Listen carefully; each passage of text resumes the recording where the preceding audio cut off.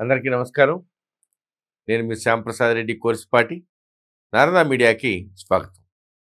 లోక్సభ ఎన్నికల్లో దేశవ్యాప్తంగా ఆసక్తి కలిగించినటువంటి నియోజకవర్గాల్లో కోయంబత్తూరు ఒకటి. తమిళనాడు బీజేపీ అధ్యక్షుడు, మాజీ ఐపీఎస్ అధికారి కుప్పస్వామి అన్నామలై అక్కడి నుంచి పోటీ చేశారు. డిఎంకేకి చెందినటువంటి గణపతి రాజ్కుమార్ చేతిలో 1,00,000కు పైగా ఓట్ల తేడాతో అక్కడ ఆయన ఓడిపోయారు. అయితే తమిళనాడులో బీజేపీ ఓట్ షేర్ని 12% పైగా తీసుకెళ్లినటువంటి ఘనత ఆయనదే. స్వయంగా ఆయనకి సుమారు 33% ఓట్లు వచ్చాయి. రాజకీయంగా తమకి వెన్నులో వణుకు పుట్టిస్తున్నటువంటి అన్నామలై ఓటమితో డిఎంకే నేతలు సంబరాలు చేసుకున్నారు. అన్నామలై, ఆయన పార్టీ బీజేపీ, ఆయన అనుసరించే సనాతన ధర్మం అంటే నరాన ద్వేషం పెంచుకున్నటువంటి డిఎంకే నేతలు, కార్యకర్తలు అన్నామలై ఓటమిని తమదైన శైలిలో వేడుక చేసుకున్నారు. ఒక మేక మెడలో అన్నామలై ఫోటోను దండలాగా వేసి నడి రోడ్డు మీద ఆ మేకను నరికి చంపేశారు.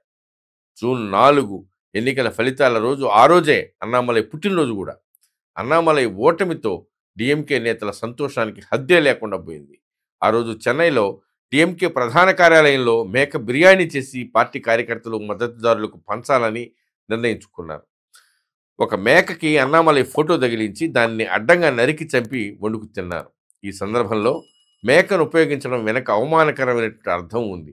పేద రైతు కుటుంబ నేపథ్యం నుంచి వచ్చినటువంటి అన్నామలైని అవమానించడానికి ఆయన్ని మేకతో పోల్చారు. గతంలో అన్నామలై మాట్లాడుతూ తన కుటుంబానికి కొన్ని మేకలు తప్ప మరే ఇతర ఆస్తులు లేవని వెల్లడించారు. ఆ మేకలే తన కుటుంబానికి జీవనాధారమని చెప్పారు. అన్నామలై నేపథ్యాన్ని అపహాస్యం చేయడానికి డిఎంకే కార్యకర్తలు ఈ నీచమైన పనికి దిగజారారు. అంతేకాదు, Annamalai Karnataka south Bengaluru deputy commissioner of పోలీసుగా పనిచేసేటప్పుడు ఆయనకు సింగం అన్న ఇమేజ్ ఉండేది. ఇప్పటికీ ఆయన అభిమానులు ఆయన్ని సింగం అనే పిలుస్తుంటారు. దాన్ని అపహాస్యం చేస్తూ అన్నామలై సింహం కాదు, మేక అని అవమానించడానికి డిఎంకే మద్దతుదారులు ఈ పని చేశారు. ఇస్లామిక్ తీవ్రవాదులు తమకు నచ్చని మాటలు మాట్లాడేవారిని శరీరాల నుంచి తలలు వేరు చేస్తామని, సర్ తన్సే జుదా అని హెచ్చరిస్తూ ఉంటారు.